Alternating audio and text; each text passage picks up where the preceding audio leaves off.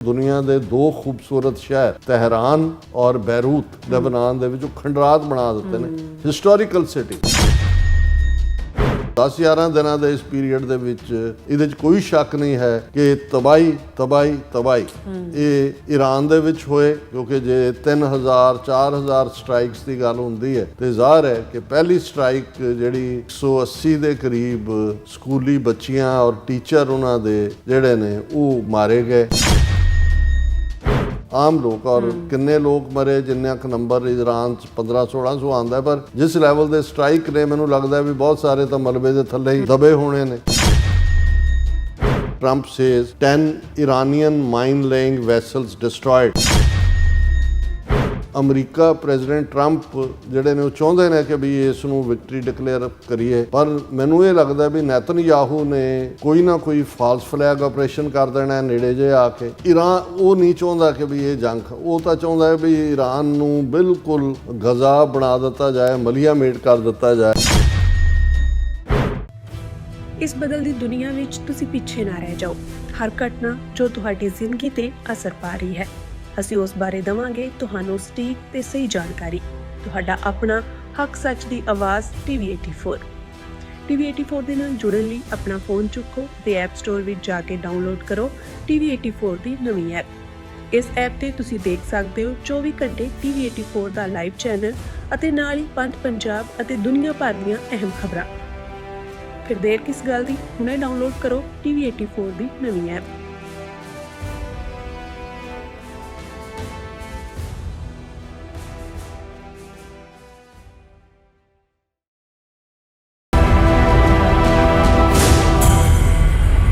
ਇਸ ਪ੍ਰੋਗਰਾਮ ਨਾਲ ਦੇਸ਼ਾਂ ਵਿਦੇਸ਼ਾਂ ਤੋਂ ਜੁੜ ਚੁੱਕੇ ਨੇ ਖਾਲਸਾ ਅਫੇਅਰ ਸੈਂਟਰ ਦੇ ਸੰਚਾਲਕ ਡਾਕਟਰ ਅਮਰਜੀਤ ਸਿੰਘ ਜੀ ਸਟੂਡੀਓ 'ਚ ਮੇਰੇ ਨਾਲ ਸ਼ਾਮਿਲ ਨੇ ਉਹਨਾਂ ਨਾਲ ਗੱਲਬਾਤ ਕਰਕੇ ਅੱਜ ਦੇ ਮਸ਼ਹੂਰ ਉਹਨਾਂ ਤੋਂ ਉਹਨਾਂ ਦਾ ਤਜਜ਼ੀਆ ਜਾਣਦੇ ਹਾਂ ਜੀ ਡਾਕਟਰ ਸਾਹਿਬ ਵਾਹਿਗੁਰੂ ਜੀ ਕਾ ਖਾਲਸਾ ਵਾਹਿਗੁਰੂ ਜੀ ਕੀ ਫਤਿਹ ਹਾਂਜੀ ਨੀਰਵ ਕੌਰ ਜੀ ਤੁਹਾਨੂੰ ਵੀ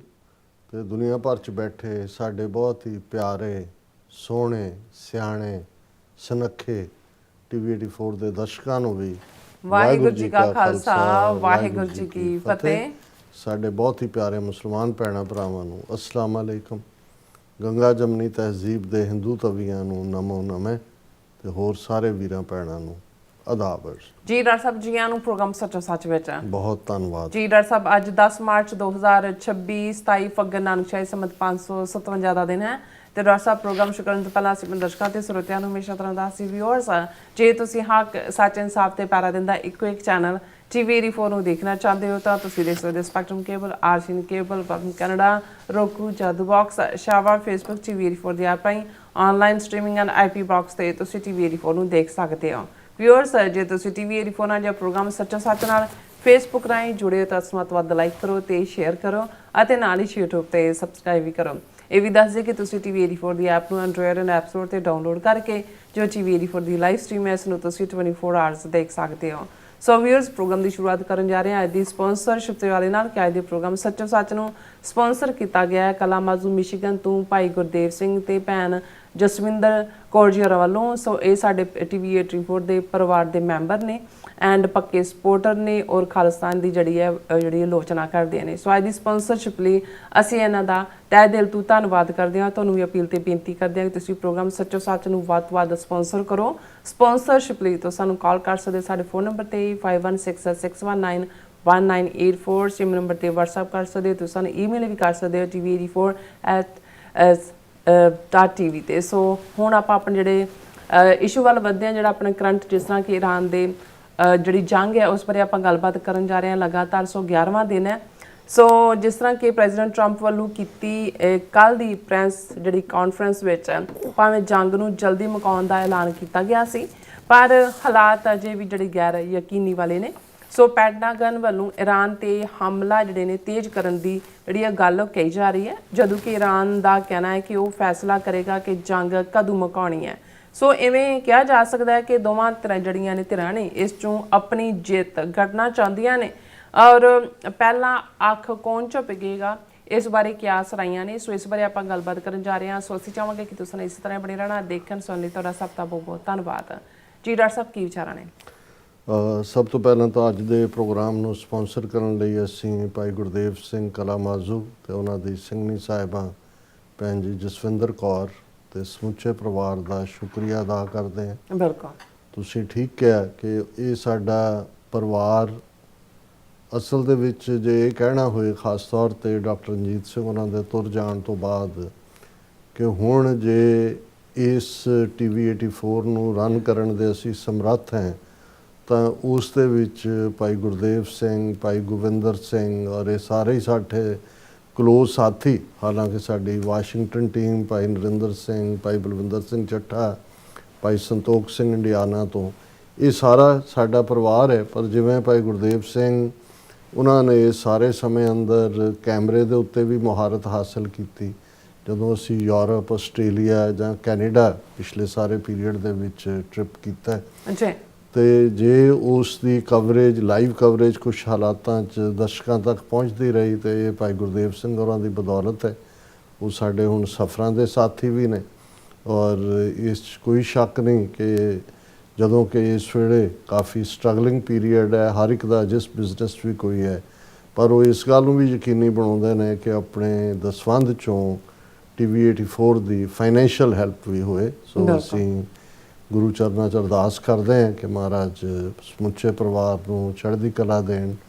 ਇਵੇਂ ਹੀ ਕਿਉਂਕਿ ਉਹਨਾਂ ਦੇ ਅੱਗੋਂ ਬੱਚੇ ਵੀ ਇਸੇ ਹੀ ਭਾਵਨਾ ਦੇ ਨਾਲ ਪੰਥ ਪ੍ਰਤੀ ਪਿਆਰ ਕਰਨ ਵਾਲੇ, ਖਾਲਿਸਤਾਨ ਦੇ ਕਾਜ਼ ਨੂੰ ਸਮਰਪਿਤ ਨੇ ਔਰ ਇਹ ਗੁਰੂ ਦੀ ਰਹਿਮਤ ਦੇ ਨਾਲ ਹੀ ਸੰਭਵ ਹੁੰਦਾ ਹੈ। ਬਾਕੀ ਸਤਿਗੁਰੂ ਆਪ ਸਹਾਈ ਹੁੰਦੇ ਨੇ। ਅਸੀਂ ਇਸ ਤੋਂ ਪਹਿਲਾਂ ਕਿ ਅੱਜ ਜਿਹੜਾ ਕਰੰਟ ਟੌਪਿਕ ਜਿਹੜਾ ਅੱਜ ਆਲਮੋਸਟ 11ਵਾਂ ਦਿਨ ਹੈ ਕਿਉਂਕਿ 28 ਫਰਵਰੀ ਸਵੇਰ ਦੇ ਵੇਲੇ ਜਦੋਂ ਕਿ ਪਹਿਲਾ ਹਮਲਾ ਈਰਾਨ ਦੇ ਉੱਤੇ ਇਜ਼ਰਾਈਲ ਔਰ ਅਮਰੀਕਾ ਨੇ ਕੀਤਾ ਔਰ ਹੁਣ ਤਾਂ ਇਹਦੇ ਫੈਕਟਸ ਵੀ ਸਾਹਮਣੇ ਨੇ ਕਿ ਕਿਵੇਂ ਇਜ਼ਰਾਈਲ ਨੇ ਹੀ ਇੱਕ ਖੁਫੀਆ ਜਾਣਕਾਰੀ ਦਾ ਹਵਾਲਾ ਦੇ ਕੇ ਪ੍ਰੈਜ਼ੀਡੈਂਟ ਟਰੰਪ ਨੂੰ ਤਿਆਰ ਕੀਤਾ ਹੈ। ਇਸ ਲਈ ਹਾਲਾਂ ਜਿਹੜੀ ਗੱਲਬਾਤ ਹੈ ਉਹ ਜਨੀਵਾ ਦੇ ਵਿੱਚ ਪ੍ਰੋਗਰੈਸ ਕਰ ਰਹੀ ਸੀ ਨਿਊਕਲੀਅਰ ਮੁੱਦੇ ਦੇ ਉੱਤੇ ਔਰ ਜਿਹਦੇ 'ਚ ਜੋ ਕਿ ਵਿਚੋਲਗੀ ਵੀ ਕਰ ਰਹੇ ਨੇ, ਉਹਨਾਂ ਦਾ ਵੀ ਇਹ ਕਹਿਣਾ ਸੀ ਕਿ ਈਰਾਨ ਨੇ ਕਾਫੀ ਕੁਝ ਜੋ ਅਮਰੀਕਨ ਪੋਜੀਸ਼ਨ ਸੀ ਉਸ ਨੂੰ ਮੰਨ ਲਿਆ ਸੀ ਨਿਊਕਲੀਅਰ ਦੇ ਮੁੱਦੇ ਦੇ ਉੱਤੇ ਜੀ। ਲੇਕਿਨ ਜਦੋਂ ਅਸੀਂ ਦੇਖਦੇ ਹਾਂ ਕਿ ਵੀ ਕਿਵੇਂ 2 world wars, first world war, second world war ਦੀ ਸ਼ੁਰੂਆਤ ਕਿਵੇਂ ਹੋਈ ਤੇ ਕਿਵੇਂ ਕੋਈ ਕਾਰਨ ਜਿਹੜਾ ਉਹ ਸਡਨ ਕਾਰਨ ਬਣਦਾ ਹੈ ਔਰ ਕਿਵੇਂ ਕੋਈ ਰੈੱਡ ਲਾਈਨ ਕ੍ਰਾਸ ਕਰਨ ਦੀ ਲਾਈਨ ਹੁੰਦੀ ਹੈ। ਸੋ ਹੁਣ ਦੇ ਇਨਫੋਰਮੇਸ਼ਨ ਦੇ ਜ਼ਮਾਨੇ 'ਚ ਇਸ 'ਚ ਕੋਈ ਸ਼ੱਕ ਨਹੀਂ ਹੈ ਕਿ ਇਜ਼ਰਾਈਲ ਪ੍ਰਤੀ ਜਿਹੜੀ ਅਮਰੀਕਾ ਦੀ ਨੀਤੀ ਹੈ ਉਹ 1970s ਤੋਂ, ਹਾਲਾਂ ਅਸੀਂ ਇਹ ਦੱਸਿਆ ਸੀ ਕਿ ਵੀ ਜਦੋਂ ਪਹਿਲੀ ਸਟੇਜ ਤੇ ਸੈਕੰਡ ਵਰਲਡ ਵਾਰ ਦੇ ਦੌਰਾਨ ਜੂਇਸ਼ ਹੋਲੋਕਾਸਟ ਚੱਲ ਰਿਹਾ ਸੀ ਔਰ ਜਦੋਂ ਖ਼ਤਮ ਹੋਇਆ 1945 'ਚ ਉਦੋਂ ਵੀ ਅਜੇ ਪ੍ਰੈਜ਼ੀਡੈਂਟ ਰੂਜ਼ਾਵੈਲਟ ਜਿਨ੍ਹਾਂ ਨੇ 3 ਟਰਮਸ ਜਿਹੜੀਆਂ ਨੇ ਆਪਣੀਆਂ ਮੁਕੰਮਲ ਕਰ ਲਈਆਂ ਸੀ, ਉਸ ਤੋਂ ਬਾਅਦ ਹੀ ਜਿਹੜਾ ਇਹ US ਕਾਂਗਰਸ ਨੇ ਪਾਸ ਕੀਤਾ ਕਿ ਮੈਕਸਿਮਮ ਕੋਈ ਵੀ ਪ੍ਰੈਜ਼ੀਡੈਂਟ 2 ਟਰਮਸ ਲਈ ਬਣ ਸਕਦਾ ਹੈ। ਔਰ ਉਦੋਂ ਜੋ ਪਰਸੀਕਿਊਸ਼ਨ ਸੀ ਯਹੂਦੀਆਂ ਦੀ ਹੋਈ ਤਾਂ ਜ਼ਿਆਦਾ ਯੂਰਪ ਦੇ ਵਿੱਚ ਹੀ ਸੀ, ਲੇਕਿਨ ਇਹ ਪ੍ਰਪੋਜ਼ਲ ਆਲਮੋਸਟ ਜਿਹੜੀ ਹੈ ਉਹ ਚਾਲੂ ਕਰ ਦਿੱਤੀ ਗਈ ਸੀ। ਬ੍ਰਿਟਿਸ਼ ਇਸ ਨੂੰ ਆਪਣੇ ਗਲੋਂ ਲਾਉਣਾ ਚਾਹੁੰਦੇ ਸੀ ਕਿਉਂਕਿ ਫਸਟ ਵਰਲਡ ਵਾਰ ਤੋਂ ਬਾਅਦ ਜਿਹੜਾ ਫਲਸਤੀਨ ਦਾ ਇਲਾਕਾ ਹੈ ਇਹ ਬ੍ਰਿਟਿਸ਼ ਨੂੰ ਮਿਲਿਆ ਸੀ। ਫਰਾਂਸ ਦੇ ਕੋਲ ਲੈਬਨਾਨ ਸੀ, ਸੀਰੀਆ ਸੀ। ਸੋ ਉਹਨਾਂ ਨੇ ਜਿਹੜਾ ਬ੍ਰਿਟਿਸ਼ ਚਾਹੁੰਦੇ ਸੀ ਕਿ ਜੀ ਇਸ ਨੂੰ 2 ਹਿੱਸਿਆਂ 'ਚ ਵੰਡਿਆ ਜਾਏ ਪਰ ਆਪਣੇ ਸਿਰ ਕੋਈ ਵੀ ਜ਼ਿੰਮੇਵਾਰੀ ਲੈਣ ਦੀ ਥਾਂ ਇਹਨੂੰ ਉਹ ਯੂਨਾਈਟਿਡ ਨੇਸ਼ਨਸ ਦੇ ਰਾਹੀਂ ਕਰਨਾ ਚਾਹੁੰਦੇ ਸੀ। ਲੇਕਿਨ ਪ੍ਰੈਜ਼ੀਡੈਂਟ ਰੂਜ਼ਾਵੈਲਟ ਇਸ ਗੱਲ ਲਈ ਨਹੀਂ ਸੀ ਮੰਨੇ ਔਰ ਫਿਰ ਉਹਨਾਂ ਦੀ ਡੈਥ ਤੋਂ ਬਾਅਦ ਜਿਹੜੇ ਵਾਈਸ ਪ੍ਰੈਜ਼ੀਡੈਂਟ ਸੀ ਪ੍ਰੈਜ਼ੀਡੈਂਟ ਟਰੂਮੈਨ, ਉਹ ਪ੍ਰੈਜ਼ੀਡੈਂਟ ਬਣੇ ਔਰ ਉਹਨਾਂ ਦੇ ਪੀਰੀਅਡ 'ਚ ਹੀ ਇਹ ਜਿਹੜਾ ਮਤਾ ਹੈ ਇਹ ਪਾਸ ਹੋਇਆ ਕਿ ਫਲਸਤੀਨ ਨੂੰ 2 ਹਿੱਸਿਆਂ 'ਚ ਵੰਡਿਆ ਜਾਏ। ਇੱਕ ਹਿੱਸਾ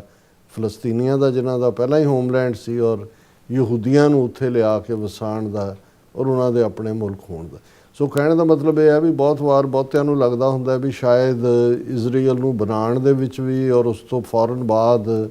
ਜਿਹੜਾ ਹੈ ਉਹ ਅਮਰੀਕਾ ਦਾ ਇੰਟਰਸਟ ਰਿਹਾ ਜ਼ਿਆਦਾ, ਜਿਵੇਂ ਬਿਲਕੁਲ ਇੱਕ ਪਾਰਟਨਰ ਵਾਂਗ ਜਾਂ ਪਾਰਟਨਰ ਤੋਂ ਵੀ ਵੱਧ ਕੇ ਉਸ ਨੂੰ ਆਪਣਾ ਬੱਚਾ ਸਮਝਣ ਵਾਂਗ ਜਿਹੜਾ ਪਾਰਟ ਹੈ ਇਹ ਲੇਟ 60s ਔਰ 70s ਦੇ ਵਿੱਚ ਸ਼ੁਰੂ ਹੋਇਆ ਰੁਝਾਨ। ਔਰ ਹੁਣ ਵੀ ਜੇ ਤੁਸੀਂ ਦੇਖੋ ਤੇ ਨਾ ਕੋਈ ਉਹਨਾਂ ਦੀ ਇਕਨੋਮੀ ਬਹੁਤ ਵੱਡੀ ਹੈ, ਨਾ ਉਹਨਾਂ ਦੇ ਕੋਲ ਕੋਈ ਨੈਚੁਰਲ ਰਿਸੋਰਸ ਨੇ, ਨਾ ਤੇਲ ਹੈ ਨਾ ਪਾਣੀ ਹੈ, ਔਰ ਛੋਟਾ ਜਿਹਾ ਇਲਾਕਾ 7-8 ਹਜ਼ਾਰ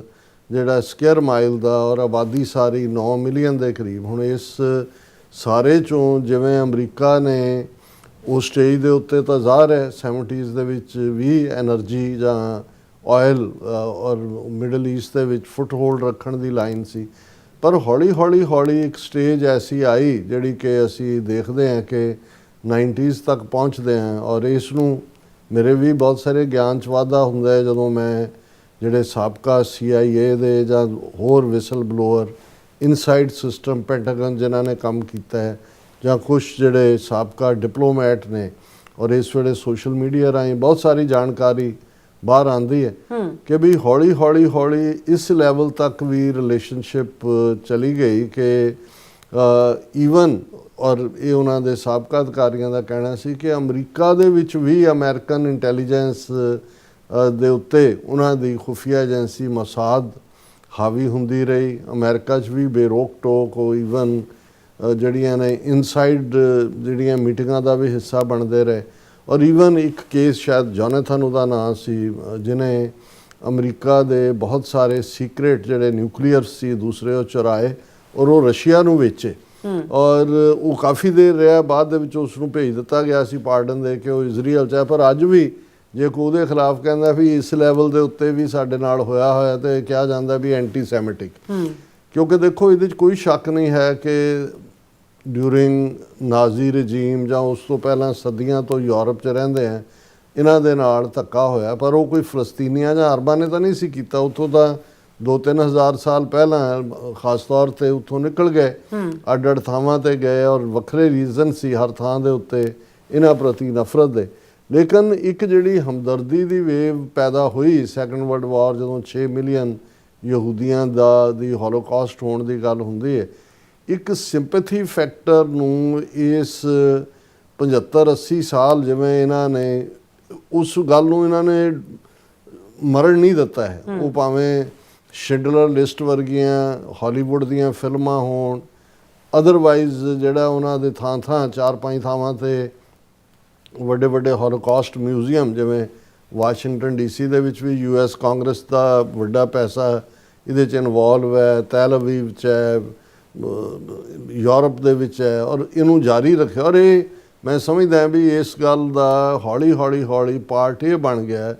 ਕਿ ਜੇ ਹੁਣ ਯਹੂਦੀਆਂ ਦੀ ਪਰਸੀਕਿਊਸ਼ਨ, ਯਹੂਦੀ ਧਰਮ ਤੇ ਸਟੇਟ ਆਫ ਇਜ਼ਰਾਈਲ ਦਾ ਵਰਤਾਰਾ, ਇਹ ਤਿੰਨੋਂ ਅੱਡ ਚੀਜ਼ਾਂ ਨੇ। ਕਿਸੇ ਨੂੰ ਵੀ, ਕਿਉਂਕਿ ਯਹੂਦੀ ਧਰਮ ਜਾਂ ਜਿਹੜਾ ਇਹਨਾਂ ਦਾ ਜੂਡਾਇਜ਼ਮ ਹੈ, ਉਹਨੂੰ ਕੌਣ ਨਫ਼ਰਤ ਕਰ ਸਕਦਾ? ਕਿਉਂਕਿ ਜਦੋਂ ਅਸੀਂ ਤਿੰਨੋਂ ਹੀ ਸੈਮਿਟਿਕ ਧਰਮ ਜਿਹੜੇ ਵੱਡੇ ਨੇ, ਜਿਨ੍ਹਾਂ ਦੇ ਵਿੱਚ ਇਸਲਾਮ ਹੈ, ਕ੍ਰਿਸਚੀਅਨਿਟੀ ਹੈ ਔਰ ਜੂਡਾਇਜ਼ਮ ਹੈ, ਇਹਨਾਂ ਦੇ ਤਾਂ ਪੈਗੰਬਰ ਸਾਂਝੇ ਨੇ। ਔਰ ਜਿਹੜੇ 1.25 ਲੱਖ ਦੇ ਕਰੀਬ ਜੂਡਾਇਜ਼ਮ, ਈਵਨ ਕੁਰਾਨ ਮਜੀਦ ਦੇ ਵਿੱਚ ਵੀ ਜਿਹੜੇ ਪ੍ਰੋਫਿਟਸ ਦਾ ਜਾਂ ਦੂਸਰਾ ਜ਼ਿਕਰ ਹੈ, ਬਹੁਤ ਸਾਰੇ ਉਹਨਾਂ 'ਚੋਂ ਹੀ ਉਹਨਾਂ ਦੀ ਕੰਟੀਨਿਊਟੀ ਹੈ। ਔਰ ਜਿਵੇਂ ਅਸੀਂ ਅਕਸਰ ਇਹ ਕਹਿੰਦੇ ਹਾਂ ਕਿ ਭਾਈ ਜਿਹੜੇ ਡੇਵਿਡ ਨੇ, ਜਿਨ੍ਹਾਂ ਦਾ ਅਸੀਂ ਕੱਲ੍ਹ ਜ਼ਿਕਰ ਕੀਤਾ ਸੀ ਕਿ ਡੇਵਿਡ ਕਿਲਡ ਗੋਲਾਇਥ, ਔਰ ਉਹ ਹਜ਼ਰਤ ਦਾਊਦ ਨੇ ਇਸਲਾਮ ਦੇ ਵਿੱਚ। ਇਸੇ ਤਰ੍ਹਾਂ ਮੋਜ਼ਿਸ ਜਿਹੜੇ ਕਿ ਸਲੇਵਰੀ ਇਜਿਪਟ 'ਚੋਂ ਕੱਢ ਕੇ ਲੈ ਕੇ ਗਏ, ਉਹ ਹਜ਼ਰਤ ਮੂਸਾ ਨੇ। ਔਰ ਇਸੇ ਤਰ੍ਹਾਂ ਹੀ ਜਿਹੜਾ ਬਾਕੀ ਉਹਨਾਂ ਦਾ ਬਹੁਤ ਸਾਰੀਆਂ ਈਵਨ ਜਿਹੜੀਆਂ ਧਾਰਮਿਕ ਪਾਠ ਨੇ, ਜਿਵੇਂ ਸਰਕਮਸੀਜ਼ਨ ਹੈ, ਜਿਸ ਨੂੰ ਖਤਨਾ ਕਰਨਾ ਕਹਿੰਦੇ ਨੇ, ਇਹ ਯਹੂਦੀਆਂ ਦੇ ਵਿੱਚ ਸੀ, ਕ੍ਰਿਸਚਨ 'ਚ ਤਾਂ ਨਹੀਂ ਸੀ। ਇਸੇ ਤਰ੍ਹਾਂ ਪਿਗ, ਸੂਰ ਨੂੰ ਡਰਟੀ ਗਿਣਨਾ ਜਾਂ ਉਹਦਾ ਮਾਸ ਨਾ ਖਾਣਾ, ਇਹ ਯਹੂਦੀਆਂ 'ਚ ਸੀ। ਇਸਲਾਮ ਦੇ ਵਿੱਚ ਵੀ ਜਿਹੜਾ ਉਸ ਦੀ ਮਨਾਹੀ ਹੈ ਜਾਂ ਹਰਾਮ ਹੈ। ਸੋ ਇਸ ਸਾਰੇ ਦੇ ਬਾਵਜੂਦ ਕੋਈ ਮਜ਼ਹਬੀ ਤੌਰ ਦੇ ਉੱਤੇ ਤਾਂ ਕੋਈ ਐਸਾ ਪਾਰਟ ਨਹੀਂ। ਵਿਹਾਰਕ ਤੌਰ ਦੇ ਉੱਤੇ ਕਿਉਂਕਿ ਵਪਾਰੀ, ਮਨੀ ਲੈਂਡਰ ਦੂਜੇ ਤੀਜੇ ਸੀ, ਉਸ ਲਈ ਜਿਵੇਂ ਸਾਡੇ ਖਿੱਤੇ ਦੇ ਵਿੱਚ ਵੀ ਜਿਹੜਾ ਸੂਦਖੋਰ ਬਾਣੀ ਹੈ ਜਾਂ ਦੂਜੇ ਨੇ, ਉਹਨਾਂ ਦੇ ਲਈ ਜਿਹੜਾ ਡਰੋਗੇਟਰੀ ਲਫ਼ਜ਼ ਕਿਰਾੜ ਵਰਤਿਆ ਜਾਂਦਾ ਹੈ, ਕਿਉਂਕਿ ਸੂਦਖੋਰ ਆਮ ਲੋਕਾਂ ਦੀ, ਆਮ ਗਰੀਬ ਕਿਸਾਨਾਂ ਦੀਆਂ ਜ਼ਮੀਨਾਂ, ਇਸ ਕਰਕੇ ਇਹ ਵੀ ਇੱਕ ਮਨੀ ਲੈਂਡਰ ਦੇ ਤੌਰ ਦੇ ਉੱਤੇ ਪਾਰਟ ਹੈ। ਔਰ ਜਿਸ ਦੀ ਜੇ ਇਹ ਦੇਖਣਾ ਹੋਏ ਕਿ ਰਿਫਲੈਕਸ਼ਨ ਅਸੀਂ ਸ਼ੇਕਸਪੀਅਰ ਦੀ ਜਿਹੜੀ ਕਹਾਣੀ ਹੈ ਦ ਮਰਚੈਂਟ ਆਫ ਵੀਨਸ, ਉਸ 'ਚ ਅਸੀਂ ਦੇਖ ਸਕਦੇ ਹਾਂ ਜਿਹੜਾ ਪਾਊਂਡ ਆਫ ਫਲੈਸ਼ ਦੀ ਕਹਾਣੀ ਨਾਲ। ਸੋ ਇਹ ਇੱਕ ਪ੍ਰੀਵੇਲਿੰਗ ਪਾਰਟ ਸੀ, ਲੇਕਿਨ ਇਹਦੇ ਬਾਵਜੂਦ ਜਿਹੜਾ ਦੁਨੀਆ ਦੇ ਵਿੱਚ ਇੱਕ ਸਿੰਪਥੀ ਫੈਕਟਰ ਸੀ, ਜਿਹਦੀ ਬਦੌਲਤ ਜਿੱਥੇ 2000 ਸਾਲ ਤੋਂ ਇਹਨਾਂ ਦਾ ਕੋਈ ਨਹੀਂ ਸੀ, ਉਹਨਾਂ ਲੋਕਾਂ ਦਾ ਉਜਾੜਾ ਉਹ ਨਜ਼ਰ ਆ ਰਿਹਾ ਸੀ। ਲੇਕਿਨ ਇਹਦੇ ਬਾਵਜੂਦ ਮੁਲਕ ਬਣਿਆ, ਇੱਕ ਵੱਡੇ ਤਬਕੇ ਨੇ ਹਮਾਇਤ ਕੀਤੀ। ਹਾਲਾਂ ਜਿਵੇਂ ਅਸੀਂ ਕਿਹਾ ਸੀ ਕਿ ਇੰਡੀਆ ਨੇ ਉਸ ਵੇਲੇ ਵੀ ਡਿਵੀਜ਼ਨ ਆਫ ਫਲਸਤੀਨ ਦੇ ਖਿਲਾਫ ਵੋਟ ਪਾਈ ਸੀ, ਜਦੋਂ ਕਿ ਉਦੋਂ ਰੂਸ ਔਰ ਅਮਰੀਕਾ ਅੰਡਰ ਟਰੂਮੈਨ, ਰੂਸ ਅੰਡਰ ਸਟਾਲਿਨ, ਉਹ ਇੱਕੋ ਪੇਜ ਦੇ ਉੱਤੇ ਸੀ। ਉਹਨਾਂ ਨੇ ਹੀ ਹੈਲਪ ਕੀਤੀ ਔਰ ਇਨੀਸ਼ੀਅਲ ਸਾਲਾਂ ਦੇ ਵਿੱਚ ਇਜ਼ਰਾਈਲ ਜਿਹੜਾ ਹੈ ਉਹ ਕਾਫੀ ਨੇੜੇ ਸੀ ਰਸ਼ੀਆ ਦੇ ਵੀ, ਕਿਉਂਕਿ ਇਸ ਗੱਲ ਦਾ ਧਿਆਨ ਰਹੇ ਕਿ ਈਵਨ ਜਿਸ ਬਿਨਾ ਦੇ ਉੱਤੇ ਰਸ਼ੀਅਨ ਸੁਸਾਇਟੀ ਕਾਰਲ ਮਾਰਕਸਿਜ਼ਮ ਹੀ ਹੈ, ਉਹ ਲੈਨਿਨਿਜ਼ਮ ਕਹਿ ਦਿੰਦੇ ਨੇ, ਉੱਥੇ ਮਾਓਇਜ਼ਮ ਕਹਿ ਦਿੰਦੇ ਨੇ। ਕਾਰਲ ਮਾਰਕਸ ਵੀ ਯਹੂਦੀ ਸੀ। ਸੋ ਉਹਨਾਂ ਦੀ ਰਾਦਰ ਅੱਜ ਇਹਦੇ ਬਾਰੇ ਵੀ ਇਹ ਜਿਹੜਾ ਨੈਤਨਯਾਹੂ ਹੋਇਆ ਕਿਹਾ ਜਾਂਦਾ ਵੀ ਇਹ ਨਾਸਤਕ ਹੈ ਔਰ ਇਹਦਾ ਕੋਈ ਈਵਨ ਇਸ ਲੈਂਡ ਨਾਲ ਵੀ ਤਾਲੁਕ ਨਹੀਂ, ਈਸਟਰਨ ਯੂਰਪ ਕੇ ਕਿੱਥੋਂ ਆਏ ਆ ਇਹਦੇ ਪੇਰੈਂਟਸ ਦਾ, ਦੂਜੇ ਤੀਜੇ। ਸੋ ਜਿਹੜੇ ਡਿਫਰੈਂਸਿਸ ਨੇ ਜਾਂ ਜਿਹੜਾ ਕ੍ਰਿਟਿਸਿਜ਼ਮ ਹੈ, ਅਸੀਂ ਵੀ ਜਦੋਂ ਇਹ ਸਾਰੇ ਪੀਰੀਅਡ ਦੇ ਵਿੱਚ ਅਰਲੀ 90s ਤੋਂ ਮੇਰੀਆਂ ਬਹੁਤ ਸਾਰੀਆਂ ਪ੍ਰੈਜੈਂਟੇਸ਼ਨਸ ਦੇ ਵਿੱਚ ਜਦੋਂ ਅਸੀਂ ਐਜ਼ ਏ ਪ੍ਰੈਸੀਡੈਂਟ ਗੱਲ ਕਰਦੇ ਹਾਂ ਵੀ ਖਾਲਿਸਤਾਨ ਦੇ ਲਈ ਸਾਨੂੰ ਜਿਹੜਾ ਉਹ ਸਾਡਾ ਕੀ ਪ੍ਰੈਸੀਡੈਂਟ ਹੈ, ਤਾਂ ਜ਼ਾਹਰ ਹੈ ਕਿ ਉਹਦੇ 'ਚ ਅਸੀਂ ਇਜ਼ਰਾਈਲ ਦਾ ਵੀ ਮੈਂਸ਼ਨ ਕਰਦੇ, ਕਿਉਂਕਿ ਇਸ ਤੋਂ ਪਹਿਲਾਂ ਇਜ਼ਰਾਈਲ ਦੇ ਬਣਨ ਤੋਂ ਪਹਿਲਾਂ ਪਾਕਿਸਤਾਨ ਧਰਮ ਦੀ ਬਿਨਾਹ 'ਤੇ ਬਣਿਆ ਕਿ ਭਾਈ ਧਰਮ ਦੀ ਸੁਰੱਖਿਆ, ਔਰ ਦੂਜਾ ਸੋ ਇੱਕ ਪ੍ਰੈਸੀਡੈਂਟ ਸੈੱਟ ਹੋ ਗਿਆ ਕਿ ਧਰਮ ਬੇਸਡ ਮੁਲਕ ਬਣ ਸਕਦਾ ਹੈ। ਇਜ਼ਰਾਈਲ ਦੂਸਰਾ ਮੁਲਕ ਸੀ ਮਾਡਰਨ ਹਿਸਟਰੀ। ਹਾਲਾਂ ਜੇ ਅਸੀਂ 1400 ਸਾਲ ਪਹਿਲਾਂ ਜਾਈਏ ਤਾਂ ਪਹਿਲੀ ਜਿਹੜੀ ਸਟੇਟ ਨਬੀ ਮੁਹੰਮਦ ਸਾਹਿਬ ਨੇ ਇਸਟੈਬਲਿਸ਼ ਕੀਤੀ ਉਹ ਮਦੀਨਾ ਦੀ ਸੀ। ਲੇਕਿਨ ਕਰੰਟ ਜੇ ਇਸ ਪੀਰੀਅਡ 'ਚ ਨੇਸ਼ਨ ਸਟੇਟ ਦਾ ਕਾਨਸੈਪਟ ਆਇਆ, ਮਜ਼ਹਬ ਬੇਸਡ ਸਟੇਟ ਪਾਕਿਸਤਾਨ, ਫਿਰ ਇਜ਼ਰਾਈਲ।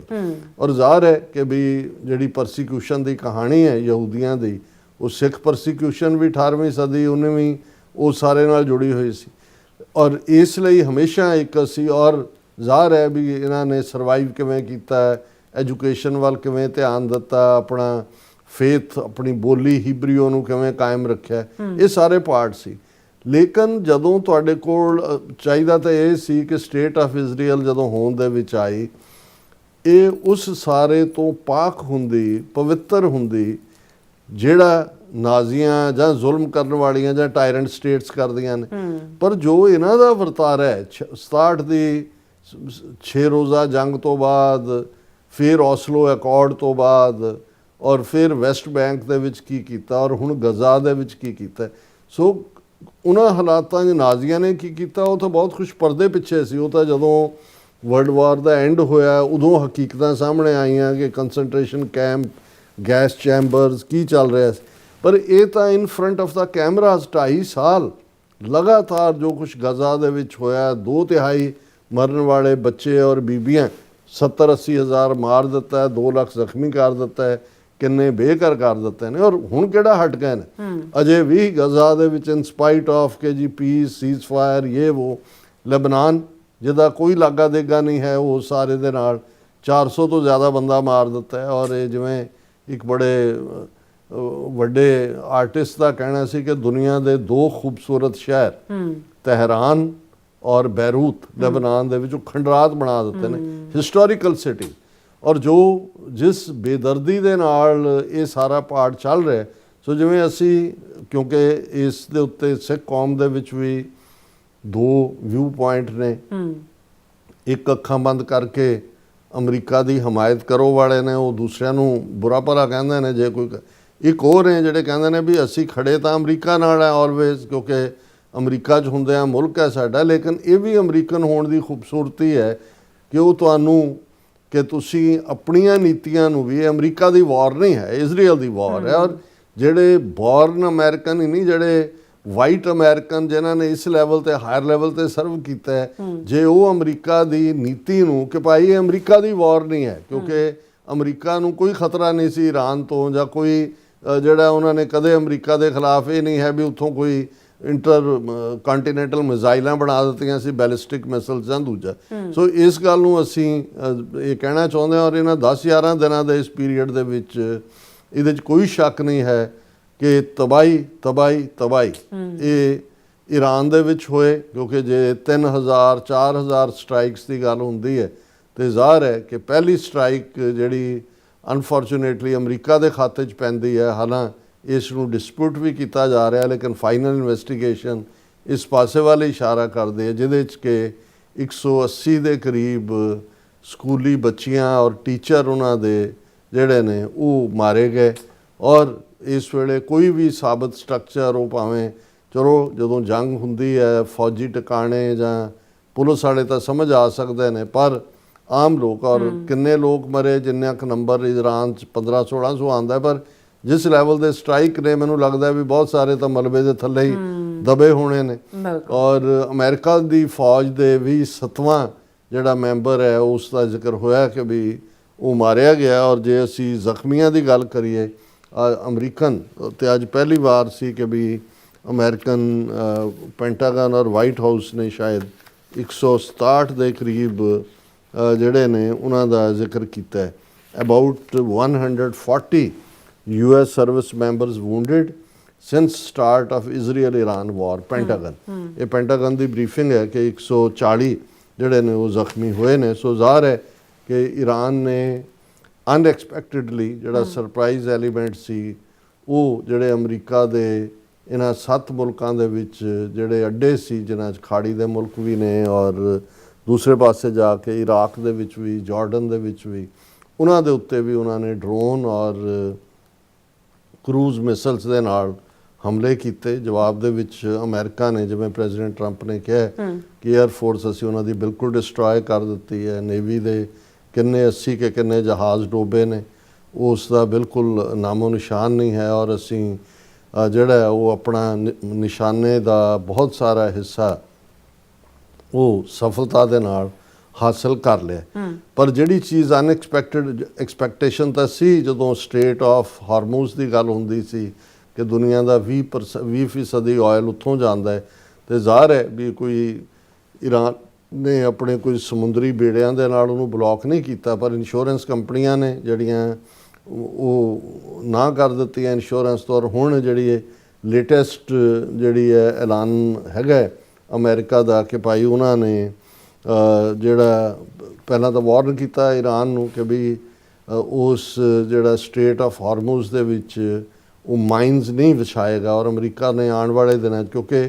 ਇਸ ਸਭ ਦਾ ਪ੍ਰਭਾਵ ਜਿਹੜਾ ਦੁਨੀਆ ਦੀ ਆਰਥਿਕਤਾ ਦੇ ਉੱਤੇ, ਆਇਲ ਪ੍ਰਾਈਸਿਸ ਦਾ ਅੱਪ ਜਾਣਾ ਹੈ, ਨਤੀਜੇ ਦੇ ਤੌਰ ਦੇ ਉੱਤੇ ਆਲਮੋਸਟ ਬੈਰਲ ਜਿਹੜੀ ਹੈ ਉਹ $60-65 ਪਰ ਬੈਰਲ ਕਰੂਡ ਉਹ 120 ਤੱਕ ਚਲੀ ਗਈ ਸੀ। ਜਦੋਂ ਪ੍ਰੈਜ਼ੀਡੈਂਟ ਟਰੰਪ ਨੇ ਕੱਲ੍ਹ ਐਲਾਨ ਕੀਤਾ ਕਿ ਵੀ ਅਸੀਂ ਆਲਮੋਸਟ ਪੂਰਾ ਕਰ ਲਿਆ, ਪਰ ਅਸੀਂ ਡਿਸਾਈਡ ਕਰਾਂਗੇ ਵੀ ਕਦੋਂ ਇਹਨੂੰ ਐਂਡ ਕਰਨਾ, it may take sum more time. ਸੋ ਉਹਨੇ ਜਿਹੜਾ ਉਹ ਆਇਲ ਪ੍ਰਾਈਸਿਸ ਵਾਪਸ ਥੱਲੇ ਲੈ ਆਉਂਦੇ 90 ਦੇ ਨੇੜੇ ਤੇੜੇ ਆ ਗਿਆ। ਲੇਕਿਨ ਜਿਹੜੀ ਅਨਸਰਟਨਟੀ ਹੈ, ਕਿਉਂਕਿ ਹੁਣ ਜਦੋਂ ਅਸੀਂ ਲੇਟੈਸਟ ਦੇਖ ਰਹੇ ਹਾਂ ਕਿ Trump says 10 Iranian mine laying vessels destroyed, ਔਰ ਉਹਨਾਂ ਨੇ ਕਿਹਾ ਕਿ ਵੀ ਅਸੀਂ ਇਹਦੇ 'ਤੇ ਕੋਈ ਸਾਡੇ ਕੋਲ ਰਿਪੋਰਟ ਨਹੀਂ ਹੈ ਕਿ ਵੀ ਕੋਈ ਈਰਾਨ ਨੇ ਸਟ੍ਰੇਟ ਆਫ ਹਾਰਮੂਜ਼ ਨੂੰ ਮਾਈਨ ਕਰਨਾ ਸ਼ੁਰੂ ਕੀਤਾ ਹੈ, ਪਰ ਅਸੀਂ ਜਿਹੜੀਆਂ ਉਹਨਾਂ ਦੀਆਂ 10 ਮਾਈਨਸ ਜਿਹੜੀਆਂ ਪਾਣੀ ਦੇ ਵਿੱਚ ਵੀ ਵਾਟਰ ਮਾਈਨਸ ਹੁੰਦੀਆਂ ਨੇ ਉਹਨਾਂ ਨੂੰ ਅਸੀਂ ਡਿਸਟਰੋਏ ਕੀਤਾ। ਫਿਰ ਜਿਹੜਾ ਇਸ ਦੇ ਉੱਤੇ ਜਿਹੜਾ ਵਿਚੋਲਗੀ ਦੀ ਕੋਸ਼ਿਸ਼ ਰੂਸ ਵੱਲੋਂ ਵੀ ਕੀਤੀ ਜਾ ਰਹੀ ਹੈ। Kremlin says Putin's proposal on Iran are still on the table, ਔਰ ਪੁਤਿਨ ਔਰ ਟਰੰਪ ਦੀ ਗੱਲਬਾਤ ਵੀ ਹੋਈ ਹੈ। ਹੁਣ ਜ਼ਾਹਰ ਹੈ ਵੀ ਰਸ਼ੀਆ ਵੀ ਆਪਣਾ ਜਿਹੜਾ ਈਰਾਨ ਨੂੰ ਇਹ ਵੀ ਆਇਆ ਵੀ ਬਹੁਤ ਸਾਰੀ ਜਿਹੜੀ ਹੈ ਇੰਟੈਲੀਜੈਂਸ ਬਰੀਫਿੰਗ ਰਸ਼ੀਆ ਨੇ ਵੀ ਕੀਤੀ ਹੈ, ਚਾਈਨਾ ਵੀ ਕਰ ਰਿਹਾ ਹੈ। ਹਾਲਾਂਕਿ ਇਹ ਵੀ ਦਿਲਚਸਪ ਗੱਲ ਹੈ, ਜਦੋਂ ਆਇਤੁੱਲਾ ਖਮੀਨੀ ਨੇ 1979 ਦੇ ਵਿੱਚ ਟੇਕ ਓਵਰ ਕੀਤਾ ਈਰਾਨ ਨੂੰ, ਜਿਹਨੂੰ ਇਰਾਨੀਅਨ ਰੈਵੋਲੂਸ਼ਨ ਕਿਹਾ ਜਾਂਦਾ,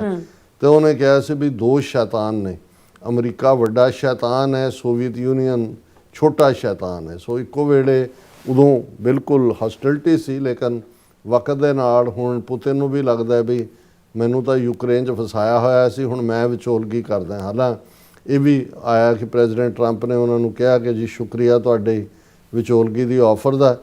ਪਰ ਤੁਸੀਂ ਯੂਕਰੇਨ ਵਾਰ ਹੀ ਐਂਡ ਕਰ ਦਿਓ, ਇੰਨਾ ਹੀ ਬੜਾ ਹੈ, ਬਾਕੀ ਅਸੀਂ ਇੱਧਰ ਦੇਖ ਲਾਂਗੇ। ਔਰ ਇਸ ਸਾਰੇ ਦੇ ਉੱਤੇ ਕਿਉਂਕਿ ਅਨਸਰਟਨਟੀ ਇਸ ਲੈਵਲ ਦੀ ਬਣੀ ਹੋਈ ਹੈ ਕਿ ਇਹ ਜੰਗ ਕਿਸੇ ਵੇਲੇ ਵੀ ਰੁਕ ਸਕਦੀ ਹੈ। ਪਰ ਜਿਵੇਂ ਹਾਲਾਂ ਮੈਂ ਇਹ ਨਹੀਂ ਹੈ ਕਿ ਵੀ ਮੈਂ ਕੋਈ ਸਿਨਿਕਲ ਵਿਊ ਪੁਆਇੰਟ ਇਜ਼ਰਾਈਲ ਬਾਰੇ ਲੈ ਰਿਹਾ, ਪਰ ਅਮਰੀਕਾ ਪ੍ਰੈਜ਼ੀਡੈਂਟ ਟਰੰਪ ਜਿਹੜੇ ਨੇ ਉਹ ਚਾਹੁੰਦੇ ਨੇ ਕਿ ਵੀ ਇਸ ਨੂੰ ਵਿਕਟਰੀ ਡਿਕਲੇਅਰ ਕਰੀਏ, ਪਰ ਮੈਨੂੰ ਇਹ ਲੱਗਦਾ ਵੀ ਨੈਤਨਯਾਹੂ ਨੇ ਕੋਈ ਨਾ ਕੋਈ ਫਾਲਸ ਫਲੈਗ ਆਪਰੇਸ਼ਨ ਕਰ ਦੇਣਾ ਨੇੜੇ ਜੇ ਆ ਕੇ, ਜਾਂ ਕੋਈ ਹੋਰ। ਈਰਾਨ ਉਹ ਨਹੀਂ ਚਾਹੁੰਦਾ ਕਿ ਵੀ ਇਹ ਜੰਗ, ਉਹ ਤਾਂ ਚਾਹੁੰਦਾ ਹੈ ਵੀ ਈਰਾਨ ਨੂੰ ਬਿਲਕੁਲ ਗਜ਼ਾ ਬਣਾ ਦਿੱਤਾ ਜਾਏ, ਮਲੀਆ ਮੇਟ ਕਰ ਦਿੱਤਾ ਜਾਏ। ਔਰ ਦੂਸਰਾ ਜਿਹੜਾ ਕਿ ਅਮਰੀਕਾ ਦੇ ਇੰਟਰਸਟ ਦੇ ਵਿੱਚ ਨਹੀਂ ਹੈ, ਸੋ ਇਸ ਨੂੰ ਹੀ ਅੰਗਰੇਜ਼ੀ 'ਚ ਕਹਿੰਦੇ ਨੇ ਕਿ ਵੀ ਹੁਣ ਇੱਕ ਔਰ ਦੂਸਰੇ ਪਾਸੇ ਜਿਹੜਾ ਈਰਾਨ ਦਾ ਰਵੱਈਆ ਹੈ, ਉਹਨੇ ਵੀ ਈਰਾਨ ਨੇ ਕਿਹਾ ਕਿ ਵੀ ਇਹ state of Hormuz could be state of defeat for US,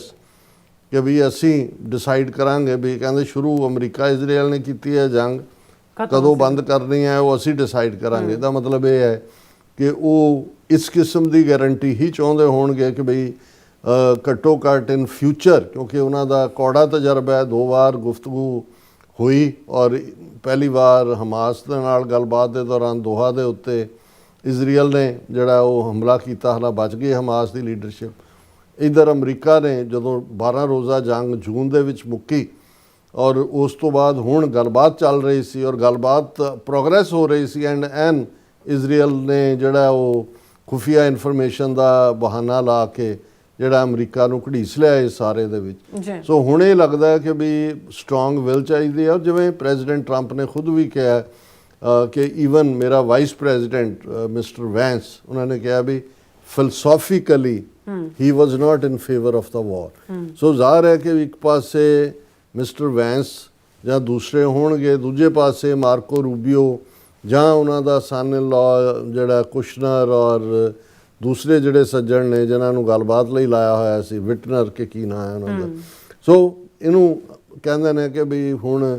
ਸ਼ਾਇਦ ਜਿਵੇਂ ਈਰਾਨ ਨੇ ਡਿਫਾਈਨਡ ਪੋਸਚਰ ਲਿਆ ਹੈ, ਈਰਾਨ ਕਹਿੰਦਾ ਕਿ ਵੀ ਅਸੀਂ ਇਹਨੂੰ ਕਈ ਮਹੀਨੇ ਤੱਕ ਇਸ ਜੰਗ ਨੂੰ ਕਰ ਸਕਦੇ ਹਾਂ ਡੀਸੈਂਟਰਲਾਈਜ਼। ਉਹਨਾਂ ਨੇ ਆਪਣੀਆਂ ਕਮਾਂਡ ਸਟਰਕਚਰ ਤਾਂ ਉਹਨਾਂ ਦਾ ਟੁੱਟ ਗਿਆ ਸੈਂਟਰਲ ਸਟਰਕਚਰ, ਲੇਕਿਨ ਸਰਪ੍ਰਾਈਜ਼ ਐਲੀਮੈਂਟ ਉਹ ਬਾਰ-ਬਾਰ ਕਹਿ ਰਹੇ ਨੇ ਵੀ ਅਸੀਂ ਕੁਛ ਐਸਾ ਸਰਪ੍ਰਾਈਜ਼ ਦੇਵਾਂਗੇ ਕਿ ਵੀ ਜਿਹੜਾ ਉਹ ਬਾਂ ਕਰਾ ਦੇਵਾਂਗੇ। ਇਹ ਗਿੱਦੜ ਭਬਕੀ ਵੀ ਹੋ ਸਕਦੀ ਹੈ, ਪਰ ਜਦੋਂ ਆਲਰੇਡੀ ਈਰਾਨ ਦਾ ਸਰਪ੍ਰਾਈਜ਼ ਸੀ ਕਿ ਵੀ ਉਹਨੇ 7 ਮੁਲਕਾਂ ਦੇ ਉੱਤੇ ਅਟੈਕ ਅਮਰੀਕਨ ਬੇਸਿਸ ਤੇ, ਆਇਲ ਰਿਫਾਈਨਰੀਜ਼ ਦੇ ਉੱਤੇ, ਆਰਾਮਕੋ ਜਿਹੜੀ ਚੌਥੀ ਵੱਡੀ ਦੁਨੀਆ ਦੀ ਆਇਲ ਰਿਫਾਈਨਰੀ ਸਾਊਦੀ ਅਰੇਬੀਆ ਦੀ ਸਟੇਟ ਦੀ ਜਿਹੜਾ ਸਭ ਤੋਂ ਵੱਡਾ ਆਇਲ ਪ੍ਰੋਡਿਊਸਿੰਗ ਹੈ,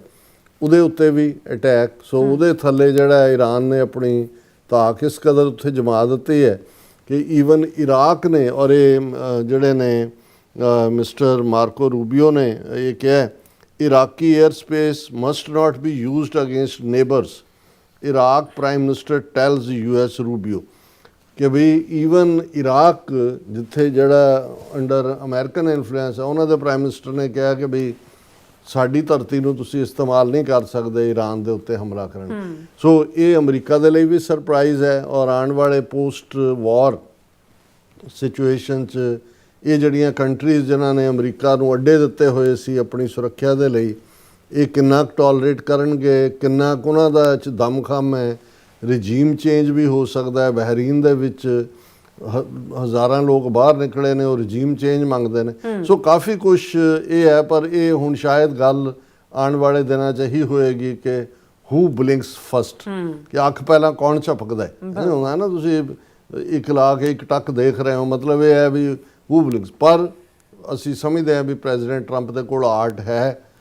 ਜੇ ਤਾਲਿਬਾਨ ਦੇ ਨਾਲ ਜਿਹੜੀ 20 ਸਾਲ ਜੰਗ ਨੈਟੋ ਔਰ ਅਮਰੀਕਾ ਦੀ ਸੀ, ਉੱਥੇ ਵੀ ਉਹਨੂੰ ਉਸਾਮਾ ਨੂੰ ਮਾਰ ਕੇ ਪਰਪਸ ਤਾਂ 10 ਸਾਲ ਪਹਿਲਾਂ ਹਾਸਲ ਕਰ ਲਿਆ ਸੀ, ਲੇਕਿਨ ਉਹਨੂੰ ਖ਼ਤਮ ਕਿਵੇਂ ਕਰਨਾ ਹੈ ਉਹ ਉਹਨਾਂ ਨੂੰ ਜਿਹੜੇ ਪ੍ਰੈਜ਼ੀਡੈਂਟ ਉਸ ਪੀਰੀਅਡ ਸੀ ਸਣੇ ਓਬਾਮਾ ਦੇ ਔਰ ਦੂਸਰੇ, ਉਹਨਾਂ ਦੀ ਹਿੰਮਤ ਨਹੀਂ ਸੀ ਪੈਂਦੀ, ਉਹ ਟਰੰਪ ਨੇ ਤੋੜਿਆ। ਸੋ ਮੈਨੂੰ ਇਹ ਲੱਗਦਾ ਹੈ ਕਿ ਵੀ ਪ੍ਰੈਜ਼ੀਡੈਂਟ ਟਰੰਪ ਵੀ ਇਹ ਸਮਝਦੇ ਨੇ ਵੀ ਮੈਜੋਰਿਟੀ ਅਮਰੀਕਨ ਇਸ ਜੰਗ ਦੇ ਖਿਲਾਫ ਨੇ ਔਰ ਇਹ ਲੂਜ਼ਿੰਗ ਪ੍ਰੋਪੋਜੀਸ਼ਨ ਹੋ ਸਕਦੀ ਹੈ ਜੇ ਬਾਡੀ ਬੈਗ ਆਣੇ ਸ਼ੁਰੂ ਹੋਏ। ਜੇ ਸਟੇਟ ਆਫ ਹਾਰਮੂਜ਼ ਹਾਲਾਂ ਇੱਕ ਇਹ ਚੱਲ ਰਿਹਾ ਹੈ ਕਿ ਜੀ ਈਰਾਨ ਦਾ ਇੱਕ ਡਿਸਟੈਂਟ ਆਈਲੈਂਡ ਹੈ ਕਾਰਗਲ ਔਰ ਉੱਥੇ ਉਹਨਾਂ ਦਾ ਬਹੁਤ ਸਾਰੀ ਲੋਡਿੰਗ ਦੂਜੀ ਤੀਜੀ ਆਇਲ ਦੀ ਹੁੰਦੀ ਹੈ, ਉਹਦੇ ਤੇ ਜੇ ਕਬਜ਼ਾ ਕਰ ਲਓ ਔਰ ਦੂਜਾ, ਪਰ ਉਹਦੇ 'ਚ ਵੀ ਕੈਜੂਅਲਟੀਜ਼ ਦਾ ਔਰ ਦੂਸਰੇ ਦਾ ਫੀਅਰ ਹੈ। ਸੋ ਅਸੀਂ ਤਾਂ ਅਰਦਾਸ ਕਰ ਸਕਦੇ ਹਾਂ ਕਿ ਵੀ ਇਹ ਜੰਗ ਬਰਬਾਦੀ ਹੁੰਦੀ ਹੈ, ਬੇਗੁਨਾਹ ਜਿਹੜੇ ਲੋਕ ਮਾਰੇ ਜਾਂਦੇ ਨੇ। ਸਾਡੇ ਫੌਜੀ ਅਮਰੀਕਾ ਦੀ ਫੌਜ ਉਹ ਆਪਣੇ ਯੰਗ ਬੱਚੇ ਕੇ 18 19 ਸਾਲ ਦੇ ਤਾਂ ਫੌਜ 'ਚ ਹੁੰਦੇ ਨੇ,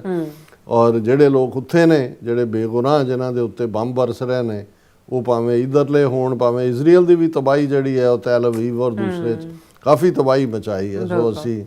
ਜਿਹੜੀ ਹੈ ਅਮਨ ਦੀ ਅਰਦਾਸ ਕਰਦੇ ਹਾਂ। ਜੀ ਡਾਕਟਰ ਸਾਹਿਬ ਤੁਹਾਡਾ ਬਹੁਤ ਬਹੁਤ ਸ਼ੁਕਰੀਆ। ਸੋ ਥੱਲੇ ਨਾ ਬ੍ਰੇਕ ਔਰ ਬ੍ਰੇਕ ਤੇ ਜਾਣ ਤੋਂ ਪਹਿਲਾਂ ਅਸੀਂ ਦਰਸ਼ਕਾਂ ਤੇ ਸਰੋਤਿਆਂ ਨੂੰ ਅਪੀਲ ਤੇ ਬੇਨਤੀ ਕਰਦੀ ਹੈ, ਵਿਊਅਰਸ ਜਿਸ ਤਰ੍ਹਾਂ ਤੁਸੀਂ ਜਾਣਦੇ ਹੋ ਕਿ TV 84 ਹੱਕ ਸੱਚ ਇਨਸਾਫ ਦੀ ਆਵਾਜ਼ ਬੁਲੰਦ ਕਰ ਰਿਹਾ ਹੈ। ਇਹ ਆਵਾਜ਼ ਤੁਹਾਡੇ ਤੇ ਪਿਆਰ ਸਦਕਾ, ਤੁਹਾਡੇ ਵਿਸ਼ਵਾਸ ਸਦਕਾ, ਤੁਹਾਡੇ ਡੋਨੇਸ਼ਨ ਸਦਕਾ ਹੀ ਹੋ ਸਕਦੀ ਹੈ। ਸੋ ਅਸੀਂ ਚਾਹਾਂਗੇ ਕਿ ਤੁਸੀਂ TV 84 ਦੀ ਚੜ੍ਹਦੀ ਕਲਾ ਲਈ ਵੱਧ ਤੋਂ ਵੱਧ ਡੋਨੇਟ ਕਰੋ। ਡੋਨੇਟ ਕਰਨ ਲਈ ਸਾਡੀ ਵੈਬਸਾਈਟ TV84.tv ਤੇ ਜਾ ਕੇ ਪੇਪਲ ਦੀ ਵਰਤੋਂ ਕਰਕੇ ਵਨ ਟਾਈਮ ਡੋਨੇਟ ਕਰ ਸਕਦੇ ਹੋ, ਮੰਥਲੀ ਡੋਨੇਟ ਵੀ ਕਰ ਸਕਦੇ ਹੋ। ਤੁਸੀਂ TV 84 ਦੇ ਨਾਮ ਤੇ ਚੈੱਕ ਬਣਾ ਕੇ ਸਾਨੂੰ ਮੇਲ ਵੀ ਕਰ ਸਕਦੇ ਹੋ ਸਾਡੇ ਇਸ ਪਤੇ ਤੇ 36-01 37th Avenue, Long Island City, New York 11101 USA, ਜਾਂ ਫਿਰ ਤੁਸੀਂ ਫੋਨ ਰਾਹੀਂ ਵੀ ਸੰਪਰਕ ਕਰ ਸਕਦੇ ਹੋ 5166191984। ਸੋ ਅਸੀਂ ਤੁਹਾਡੇ ਤਹਿ ਦਿਲ ਤੋਂ ਸ਼ੁਕਰਗੁਜ਼ਾਰ ਹੋਵਾਂਗੇ। ਸੋ ਥੱਲੇ ਨੇ ਬ੍ਰੇਕ ਵਿਊਅਰਸ ਉਤੋਂ ਸਾਨੂੰ ਇਸੇ ਤਰ੍ਹਾਂ ਬਣੇ ਰਹਿਣਾ। ਮਿਲਦੇ ਹਾਂ ਆਫਟਰ ਦਿਸ ਸ਼ਾਰਟ ਬ੍ਰੇਕ।